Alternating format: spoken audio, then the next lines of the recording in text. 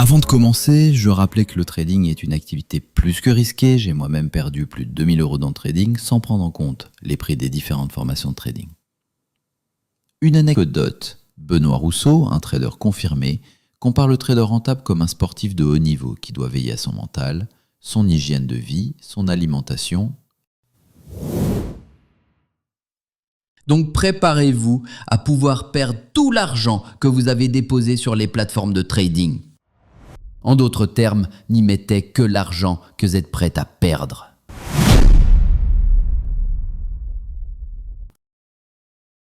C'est Impact Trading. Alors là, les chaînes comme ça me sidère. Il a quand même 47 000 abonnés, ce qui est totalement énorme. Bon, après, ces mecs-là ont pas mal de shorts, du coup, ce qui fait monter le compteur d'abonnés. Lui, j'ai déjà regardé pas mal de vidéos. Je peux vous assurer que c'est un scam complet et qu'il ne gagne 0 € en trading. Ici, un basic. Et en plus de ça, derrière le BOS, parce que tu vois que souvent le prix, si part au prix. Donc en fait, c'est encore un mec qui fait du ICT. Et voilà, il vous montre un graphique en market replay. Donc c'est-à-dire qu'il remonte dans le temps. Donc il sait déjà ce qui va se passer dans la suite. Et il vous fait une explication rationnelle. Donc ça, c'est assez facile à faire. Ensuite de ça, là, on va donc... Bon, il y a une vidéo là où il montre son PNL.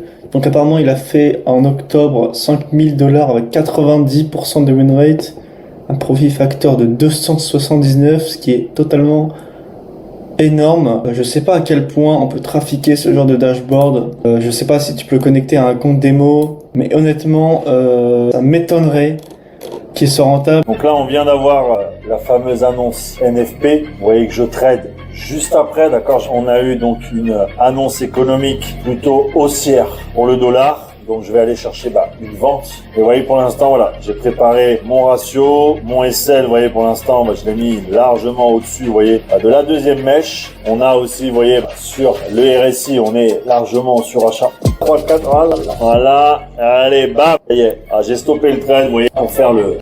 Bon, là, totalement bizarre, le mec nous explique qu'on est en tendance haussière, qu'il y a tout qui confirme la hausse, le RSI, etc. Il rentre en short sans nous expliquer pourquoi. Il bouge son risk to reward. Alors, j'ai pas réussi à retrouver la vidéo, mais il y avait une vidéo où, en fait, il interviewait une soi-disant caissière qui était devenue rentable en trading. Donc lui, je vous le dis d'office, il est pas rentable. J'ai vu CNF Trading. Je vous invite à aller voir. Et on voit sa communauté et il y a pas mal de personnes âgées, voilà, qui veulent avoir un revenu complémentaire. Ça marche pas comme ça. C'est pas le trading. Si vous voulez avoir un revenu complémentaire, faites du freelancing à la limite, faites quelque chose. Mais c'est pas le trading qui va vous apporter un revenu complémentaire pour finir vos fins de mois. Seb, Impact Trading. Ok, Impact Trading, bon, c'est intéressant parce que du coup, je sais pas si on peut drop ça ici, Ouais, on peut. sur le fait qu'ils ont voulu faire un podcast avec nous, etc. Ouais. On a évidemment refusé parce que on va vous partager l'image, enfin, en tout cas je vais partager mon avis sur le personnage, si je peux dire. C'est que moi j'ai vraiment du mal avec ce genre de traders qui sont vraiment... j'ai l'impression que dans l'entièreté de ces contenus, on n'a vraiment pas un message de trading qui est véhiculé, mais plus un message vraiment plus monétaire, tu vois. Ouais. C'est fais ci, t'auras de l'argent.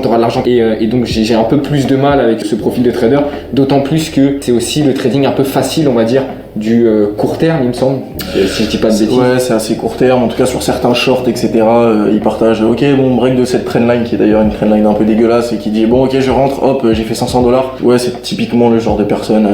Moi, je le mets dans les scams, personnellement. Ils partagent pas vraiment de valeur. Moi, de ce que j'ai vu de ces shorts, c'est un peu n'importe quoi.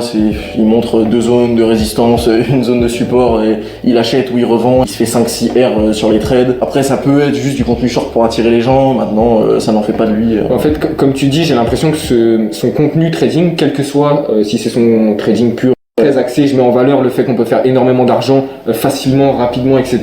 sans vraiment trop mettre en valeur aussi le fait que le trading ça reste assez compliqué. J'ai pas consommé énormément de contenu, donc je donne quand même un avis avec des pincettes, mais c'est vrai que j'ai beaucoup plus cette image de vendeur de formation que de trader dans son partage de contenu. Donc c'est vrai que moi j'ai un peu plus de mal avec ce profil là et c'est pour ça que ça me fait penser plus à la catégorie scammer. Ok.